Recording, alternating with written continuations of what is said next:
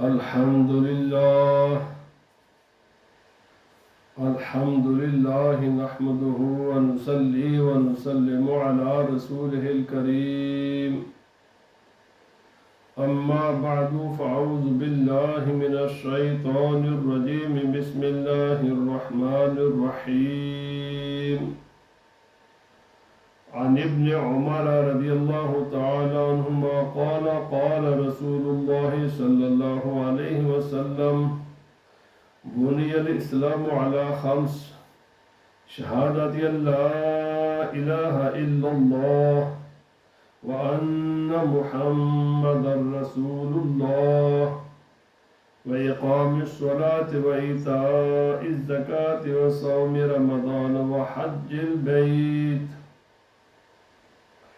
صدق النبي الكريم. إن الله وملائكته يصلون على النبي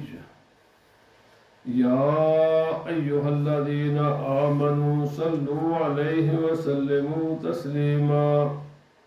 اللهم صل على سيدنا ومولانا محمد وعلى آله وأصحابه سيدنا ومولانا محمد وبارك وسلم عليه.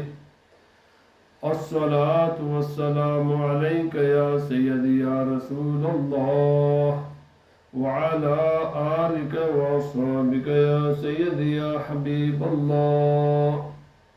الصلاة والسلام عليك يا سيدي يا رسول الله وعلى آلك وأصحابك يا سيدي يا حبيب الله. اللہ رب العزت جل وعلا کی حمد و ثنا اور نبی رحمت شفیع دو عالم صلی اللہ علیہ وسلم کے دربار در بار گہر بار میں ہادیہ درود و سلام عرض کرنے کے بعد آج کا عنوان گفتگو ہے الترغیب فی اقام الصلاۃ و تاکید وجوبہا. نماز قائم کرنے کا شوق دلانا، ترغیب دینا، اور اس بات کا بیان ہوگا کہ نماز واجب ہے اور بہت شدید اس کا حکم ہے، تاکیدی حکم ہے اس کا کہ ہر مسلمان جو عاقل بالغ ہے وہ نماز ادا کرے. اور یہ دین کے بنیادی ارکان میں سے ایک رکن ہے، بنیادی احکام میں سے ایک حکم ہے. حضرت عبداللہ بن عمر رضی اللہ تعالی عنہما اس حدیث پاک راوی ہیں. آپ کہتے ہیں کہ رسول خدا صلی اللہ علیہ وسلم نے فرمایا کہ اسلام کی بنیاد 5 چیزوں پر ہے. پہلا ہے اس بات کی گواہی دینا، اعلان کرنا، یقین بھی رکھنا، اعلان بھی کرنا،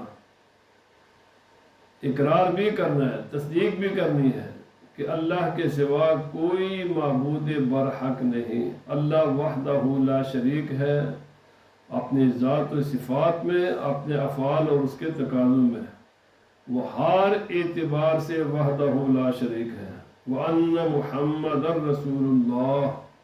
اور اس کے ساتھ اس بات کی گواہی دینا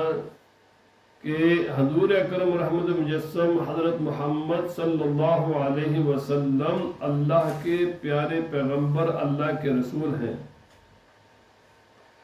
یہ پہلا یعنی عقائد کی درستگی، یہ ایک بندہ مومن پر یہ اس کا پہلا فرض ہے کہ وہ اپنے عقائد کو درست کرے. اور عقائد میں سے عقیدہ توحید اور عقیدہ نبوت و رسالت، اس کو صحیح طریقے سے جانے، سمجھے، یقین کرے، اس کا اقرار کرے. اور دوسرا وہ اقام الصلاۃ، نماز کو قائم کرے. وَإِيتَاءِ الزَّکَاۃ. یاد رکھ لیں پورے قرآن پاک میں کسی بھی جگہ پر یہ نہیں ہے کہ نماز بس صرف آپ پڑھیں، نماز پڑھنے کا حکم نہیں ہے، نماز ادا کرنے کا، قائم کرنے کا حکم ہے. اس کا معنی یہ ہے کہ نماز کے جتنے بھی ظاہری باطنی جو اس کی شرائط ہیں، جو اس کے تقاضے ہیں، ان تمام تقاضوں کو پورا کر کے نماز ادا کی جائے. دل میں خشوع و خضوع بھی ہو، اللہ رب العزت کی بارگاہ میں حاضری کا تصور بھی ہو، اور جو نماز کے شرائط ہیں وہ بھی پوری ہوں اور پوری توجہ بھی ہو اور مقصد بھی اللہ کی رضا ہو، خدا تعالیٰ کی بارگاہ کی حاضری مقصود ہو، اور اس طریقے کے مطابق نماز ادا کی جائے جو رسول خدا صلی اللہ علیہ وسلم نے تعلیم فرمایا ہے۔ وَإِيتَاءِ الزَّكَاةِ اور زکوٰۃ ادا کرنا، وَصَوْمِ رمضان اور رمضان المبارک کے روزے رکھنا، وحج البیت اور یا حج البیت اور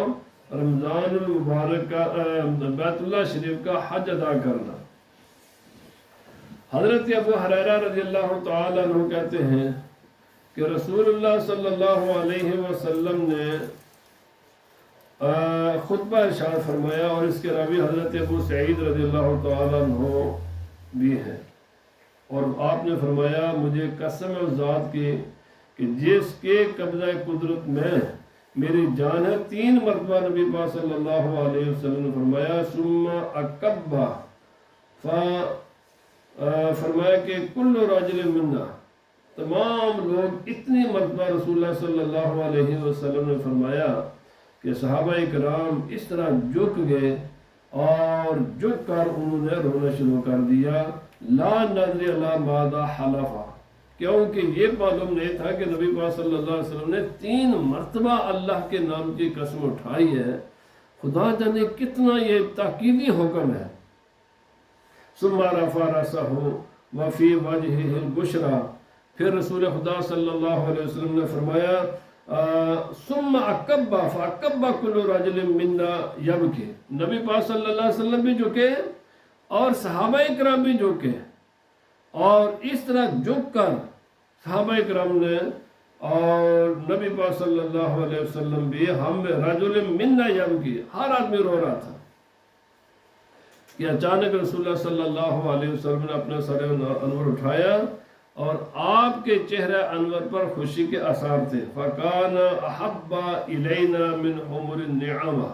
فرمایا اگر ہمیں سرخ اونٹ مل جاتے تو ہم ان کے سرخ اونٹ ملنے پر ہمیں وہ مسرت نہ ہوتی جو رسول اللہ صلی اللہ علیہ وسلم کے چہرہ انور پر خوشی اور وہ رونق اور وہ بشرا اور وہ خوشی کے جو آثار ہم نے ملاحظہ کیے اس پر جو ہمیں خوشی ہوئی۔ نبی صلی اللہ علیہ وسلم نے فرمایا ما من عبد یصلی صلوات الخمس، نبی پاک صلی اللہ علیہ وسلم فرمایا کوئی بھی میرا امتی نہیں ہے جو 5 نمازیں ادا کرے، وَيَصُومَ رمضان اور رمضان شریف کے روزے رکھے، وَيُخْرِجَ الزَّكَاةَ اور زکوٰۃ ادا کرے، وَيَجْتَنِبُ الْكَبَائِرَ السَّبْعَ اور 7 کبیرہ گناہوں کو کسے بچے، إِلَّا فُتِحَتْ لَهُ أَبْوَابُ الْجَنَّةِ، مگر اس انسان پر جنت کے سب دروازے کھل جاتے ہیں، فَقِيلَ لَهُ اُدْخُلْ بِسَلَامٍ، اور ایسی انسان کو کہا جاتا ہے کہ بھائی اب تیری مرضی ہے، سلامتی کے ساتھ، امن کے ساتھ جس دروازے کے انتخاب کرنا چاہتا ہے اس دروازے سے تو جنت میں داخل ہو جا۔ اور یہ نسائی شریف، ابن ماجہ، ابن خزیمہ، ابن حبان، حاکم اور دیگر محدثین نے اس میں کچھ یہ الفاظ بھی فرمائے، إِلَّا فُتِحَتْ لَهُ أَبْوَابُ الْجَنَّةِ الثَّمَانِيَةِ يَوْمَ الْقِيَامَةِ، فرمایا قیامت کے دن اس آدمی کے لیے جنت کے 8 دروازے کھل جائیں گے، حَتَّى إِنَّهَا لَتَسْتَفِقُ ثُمَّ تَلَاتْ إِن تَجْتَنِبُوا كَبَائِرَ مَا تُنْهَوْنَ، یعنی قیامت کے دن اسے کہا جائے گا اب تیری مرضی ہے، جس دروازے سے تو چاہتا ہے جنت میں داخل ہو جا، اور پھر وہ اپنی مرضی سے کسی کا انتخاب کرے گا۔ تو میرے بھائی نماز کے یا اتنا بڑا فائدہ ہے، اتنا بڑا کہ جنت کے سارے، اگر جنت میں جانا انسان چاہتا ہے تو پھر اس کے لیے ضروری ہے کہ وہ جنت کے حصول کے لیے اللہ کی بارگاہ میں اپنے سر کو جھکائے، نماز 5 گانا ادا کرے۔ حضرت عبداللہ بن عباس رضی اللہ تعالی عنہما کہتے ہیں کہ رسول اللہ صلی اللہ علیہ وسلم فرمایا من اقام الصلاۃ، جس انسان نے نماز ادا کی، وآت الزکاۃ اور زکوٰۃ ادا کی، وحج البیت اور یعنی بیت اللہ شریف کا حج کیا، وصام رمضان اور رمضان کا روزہ رکھا، وقرض ضیفا، اور مہمان کو اچھا کھانا پیش کیا، داخل الجنہ، وہ جنت میں چلا جائے گا۔ حضرت ابو ہریرہ رضی اللہ تعالی عنہ رسول خدا صلی اللہ علیہ وسلم فرمایا الاسلام، اسلام کیا ہے؟ ان تعبد اللہ ولا تشرک بہ شیئا، ایک اللہ کی عبادت کرو، اس کے ساتھ کسی کو شریک مت ٹھہراؤ، وتقیم الصلاۃ، نماز قائم کرو، وتؤتی الزکاۃ، بندہ زکوٰۃ ادا کرے، وتصوم رمضان، رمضان کا روزہ رکھے، وتحج البیت، بیت اللہ شریف کا حج کرے، والامر بالمعروف والنہی عن المنکر، نیکی کا حکم دیتا رہے اور برائی سے لوگوں کو منع کرتا رہے، وتسلیمک علی اہلک، اور جب گھر میں جائیں تو اپنے فیملی کو، اپنے بیوی بچوں کو، گھر والوں کو السلام علیکم کہے، فمن انتقص شیئا منہن فہو سہم من الاسلام یدعہ، ان میں سے جو بھی چھوڑے گا بس اتنا حصہ اس نے اسلام کا چھوڑ دیا، ومن ترکہن کلہن فقد ول الاسلام ظہرہ، اور جس نے یہ ساری چیزیں چھوڑ دی بس اسلام نے اس سے پیٹھ پھیر لی اور اسلام نے اس سے پیٹھ پھیر لی۔ مقصد یہ ہے کہ سارے ارکان خمسہ، امر بالمعروف، یہ چیز آج ہم نے چھوڑ دی ہے، بالکل احساس ہی نہیں ہے، نہ اپنے گھر میں، نہ فیملی میں، نہ سوسائٹی میں۔ میرے بھائی، یہ اسلام کے بنیادی ارکان میں سے ایک رکن ہے کہ نہی امر بالمعروف، نہی عن المنکر، نیکی کا حکم دیا جائے، برائی سے روکا جائے، اور گھر بھی جائے، جب بھی گھر میں جائیں تو السلام علیکم کہیں اپنی فیملی کو۔ آخری حدیث پاک ہے اور اس کے بعد علماء بیان کریں گے۔ فرمایا ان یوسف بن عبداللہ بن سلام قال اتیت ابا الدرداء، حضرت یوسف بن عبداللہ بن سلام کہتے ہیں کہ میں حضرت ابو الدرداء رضی اللہ تعالیٰ عنہ کے پاس ہے، فقال سمعت رسول اللہ صلی اللہ علیہ وسلم یقول من تودع فاحسن الوضوء، نبی پاک صلی اللہ علیہ وسلم فرمایا جو آدمی وضو کرے لیکن وضو صحیح کرے، پراپر وضو کرے، یہ میں بیان کر چکا ہوں، ثم قام، دور وضو کرنے کے بعد پھر کھڑا ہو جائے، فصلی رکعتین، 2 رکعتیں پڑھے وضو کی، او اربعن، یا 4 پڑھے، یحسن فیہن الذکر،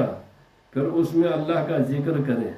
بڑے اچھے طریقے سے، پراپر طریقے سے،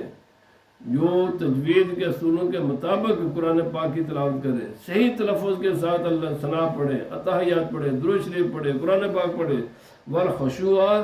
زبان پر الفاظ جو جاری ہوں وہ کریکٹ اس کا تلفظ ہو اور دل میں اللہ کا خوف ہو، ثم استغفر اللہ غفر لہ، اور نماز پڑھ کر اللہ سے بخشش کی دعا مانگے، جب بھی یہ آدمی کرے گا اللہ تعالیٰ اس کی بخشش فرما دے گا۔ بخشش اگر انسان اگر چاہتا ہے تو اس کو خدا کی بارگاہ میں جھکنا پڑے گا، نماز ادا کرنی ہے۔ اللہ پاک مجھے بھی آپ کو بھی نماز پنجگانہ با جماعت ادا کرنے کی توفیق عطا فرمائے، اور خشوع و خضوع کے ساتھ اور اس کی پوری شرائط کے ساتھ، وما علینا الا البلاغ۔